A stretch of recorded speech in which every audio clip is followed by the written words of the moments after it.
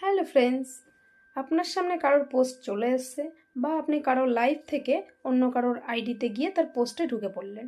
ঠিক আছে, তো ঢুকলে সেখানে গিয়ে অবশ্যই তার পোস্ট অনুযায়ী একটা পোস্ট রিলেটেড একটা কমেন্ট রাখবেন। তারপরে সেখানে তার নিজের জন্য বন্ধু চাইবেন, বন্ধু ব্যাক চাইবেন।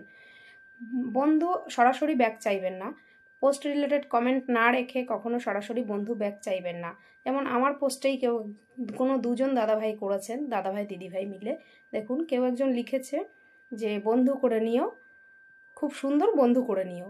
তো ওটাকে দুটো কমেন্ট করুন, আগে খুব সুন্দর পোস্ট রিলেটেড কমেন্টটা রাখুন, তারপরে বন্ধু করে নিও। একসঙ্গে ওটা জুড়ে দিলে কীরকম কমেন্ট হলো, ওটাকে কোনো মানে বোঝা যাচ্ছে কমেন্টটা কী আদেও? তো এরকম কমেন্ট কেউ করবেন না।